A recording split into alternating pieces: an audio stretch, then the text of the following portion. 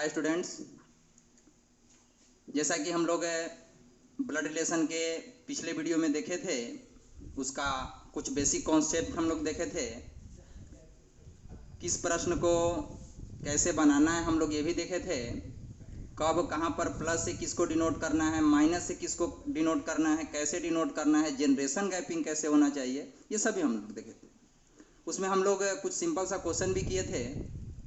इस वीडियो में हम लोग देखेंगे जब प्रश्न में दे देता है जो, जिसका, या फिर तस्वीर से रिलेटेड क्वेश्चन, तो वैसे क्वेश्चन को हम लोग इजीली कम समय में कैसे बना सकते हैं। तो देखते हैं। ये रहा आपका पहला प्रश्न। प्रश्न कहता है कि राजू की ओर इंगित करते हुए प्रकाश ने कहा। राजू की ओर इंगित करते हुए प्रकाश ने कहा। तो ये रहा राजू। राजू जो है ये मेल पर्सन है, इसलिए इसको हम लोग प्लस से डिनोट करते हैं। कह रहे कि राजू की ओर इंगित करते हुए प्रकाश ने कहा। प्रकाश कहता है तो यहाँ पर प्रकाश को रखते हैं, और प्रकाश भी मेल है, इसलिए यहाँ पर हम लोग इसको भी प्लस से डिनोट करेंगे। कहता है कि राजू की ओर इशारा करते हुए प्रकाश ने कहा। प्रकाश कहता है, इस राजू की तरफ इशारा करके ये प्रकाश कहता है कि उसकी माँ, उसकी माँ, यहाँ पर जो उसकी आया है ये किसके लिए आया है?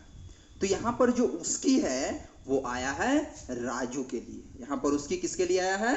राजू के लिए आया है। कहता है कि राजू की ओर इंगित करते हुए प्रकाश ने कहा कि इस उसकी माँ यानी इसकी माँ जो है, इसकी माँ कहाँ होगी? इसकी माँ जो है वो इससे एक जनरेशन ऊपर है, तो इसके माँ को इससे एक जनरेशन ऊपर लिख देते हैं। तो ये हो गई राजू की माँ। अब कहता है कि उसकी माँ मेरी माँ की इकलौती पुत्री है। मेरी माँ की, तो यहाँ पर जो मेरी वर्ड इस्तेमाल हुआ है, यहाँ पर मेरी किसके लिए आया है? यहाँ पर मेरी आया है प्रकाश के लिए। यहाँ पर मेरी किसके लिए आया है? प्रकाश के लिए आया है। तो कहता है कि राजू की जो माँ है वह उसकी, यानी कि राजू की ओर इंगित करते हुए प्रकाश कहता है कि उसकी माँ यानी कि राजू की जो माँ है वो मेरी माँ की इकलौती पुत्री है। तो मेरी माँ, प्रकाश कहता है कि मेरी माँ, तो प्रकाश की जो माँ है वो भी प्रकाश से एक जनरेशन ऊपर है, तो प्रकाश की माँ को इससे एक जनरेशन ऊपर कर देते हैं। और कहता है कि मेरी माँ की इकलौती पुत्री है। तो मेरी माँ की इकलौती पुत्री कौन होगी? मेरी बहन होगी। मेरी माँ की इकलौती पुत्री कौन होगी? मेरी बहन होगी। तो कहता है ये प्रकाश राजू की तरफ देख करके, हम लोग फिर से देख लेते हैं प्रश्न को।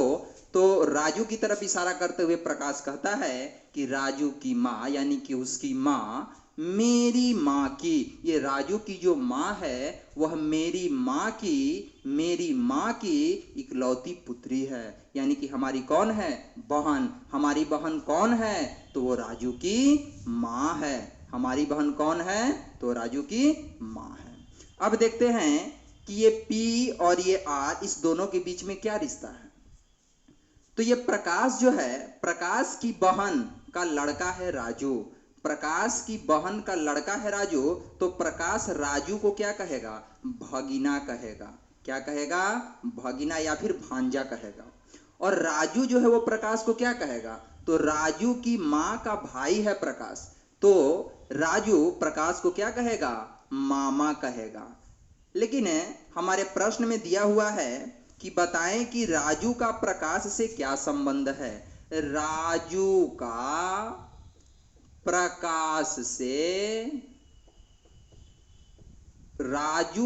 प्रकाश से हम बताए थे पिछले वीडियो में कि जब हम लोग प्रश्न की आगे की तरफ बढ़ते हैं और जहां पर लग जाता है से, यहां से हम लोग पीछे की तरफ रिवर्स करके पीछे की तरफ आते हैं। तो राजू का प्रकाश से के पास आए तो अब से पीछे की तरफ आएगा, से पीछे की तरफ आएगा। इसका मतलब यह हुआ कि प्रकाश अब वहां से लौट करके आ रहा है। तो प्रकाश जब लौट करके आएगा तो जाएगा किसके पास? राजू के पास जाएगा। तो जब प्रकाश राजू के पास जाएगा तो राजू को क्या कहेगा?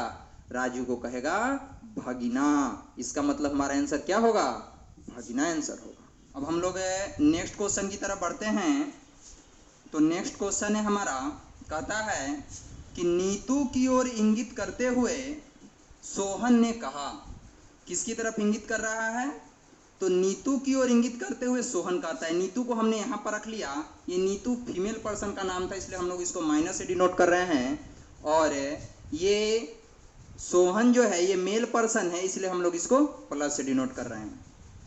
तो नीतू की ओर इशारा करते हुए सोहन कहता है कि सोहन कहता है नीतू की तरफ देख करके कि मैं उसकी माँ, यहाँ पर उसकी किसके लिए आया है? नीतू के लिए आया है। कहता है कि मैं उसकी माँ, यानी कि नीतू की माँ, मैं उसकी माँ के पुत्र का, मैं उसकी माँ के पुत्र, माँ के पुत्र यानी कि वो इस जनरेशन में आ जाएगा। मैं उसकी माँ के पुत्र का इकलौता पुत्र हूँ। माँ के पुत्र का इकलौता पुत्र, यानी इससे भी एक जनरेशन नीचे आएगा, मैं हूँ। कहता है कि नीतू की ओर इशारा करते हुए सोहन क्या कहता है कि मैं नीतू की माँ के पुत्र का इकलौता पुत्र हूँ। तो इकलौता पुत्र कौन है? ये सोहन है। अब सबसे पहले नीतू और सोहन के बीच में रिलेशन निकालते हैं। तो यहाँ से रिश्ता आएगा, ये नीतू और ये सोहन। अगर सोहन जो है वो नीतू को क्या कहेगा, नीतू जो है वो सोहन को क्या कहेगा, सबसे पहले इसको देखते हैं। तो नीतू सोहन को क्या कहेगी? तो नीतू के भाई का लड़का है सोहन, तो नीतू क्या कहेगी? इसके भाई का लड़का है तो क्या कहेगी? भतीजा कहेगी। क्या कहेगी? भतीजा। और ये सोहन जो है वो नीतू को क्या कहेगा? तो नीतू जो है वो उसके पिता की बहन है, तो क्या कहेगा? बुआ कहेगा, बुआ। आपके ऑप्शन में दिया हुआ है भाई बहन, दूसरा ऑप्शन है चचेरा भाई बहन, तीसरा ऑप्शन है माँ पुत्र, और चौथा ऑप्शन है फुआ भतीजा। तो आपका ऑप्शन नंबर डी सही होगा, बुआ और भतीजा। चलिए, ये तो प्रश्न रहा। हम लोग तस्वीर वाले प्रश्न को देखें। अब हम लोग नेक्स्ट क्वेश्चन देखते हैं, जहां पर प्रश्न में जो जिसका इस्तेमाल किया जाता है। ये रहा प्रश्न आपका। प्रश्न है कि सीता रीमा की माँ है। सीता जो है वो किसकी माँ है? रीमा की माँ। सीता रीमा की माँ है। ये हो गई रीमा। रीमा, रीमा की माँ। रीमा की माँ कौन है? ये रीमा जो है ये फीमेल पर्सन है, इसको माइनस से डिनोट करते हैं। और सीता जो है वो रीमा की माँ है। रीमा की माँ यानी कि उससे एक जनरेशन ऊपर है, और रीमा की माँ कौन है? सीता है। तो इससे एक जनरेशन ऊपर ये हो गया हमारा सीता। कह रहा है कि सीता रीमा की माँ है जिसका पति मोहन है। जिसका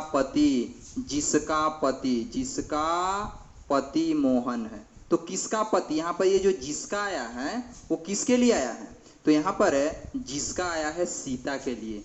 प्रश्न तो खैर आप लोग देख रहे हैं, हम यहाँ पे लिख भी देते हैं कि प्रश्न है कि सीता रीमा की माँ है जिसका पति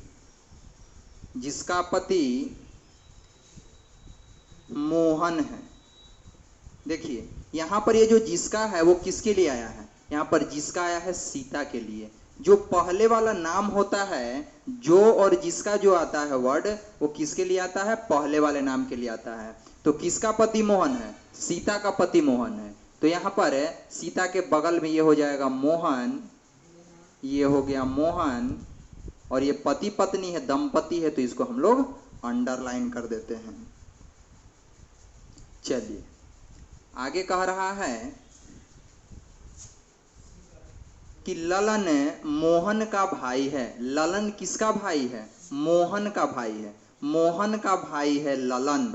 तो ललन को हम लोग यहाँ पे रख देते हैं। ललन भाई है, किसका भाई है? मोहन का भाई है। तो इसी के जनरेशन का है, इसके बगल में कर देते हैं।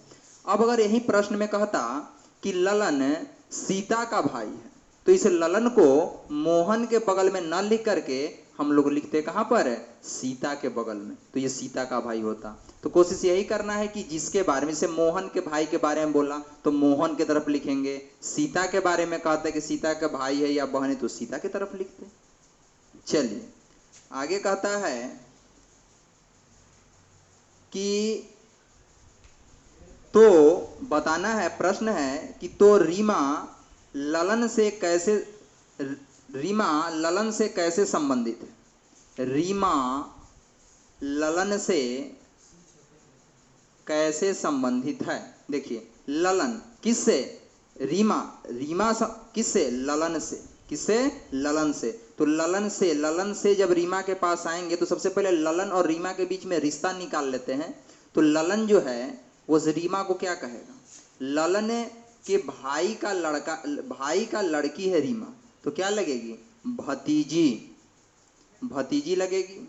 और रीमा जो है वो ललन को क्या कहेगी? तो रीमा के पिता का भाई है ललन, तो क्या कहेगी? चाचा कहेगी। हमारे प्रश्न में दिया है कि रीमा का ललन से, पूछ रहा है कि रीमा का ललन से क्या संबंध है, कैसा रिश्ता है? तो रीमा का ललन से, यानी ललन से, तो ललन जब रीमा के पास आएगा तो ललन रीमा को क्या कहेगा? भतीजी कहेगा।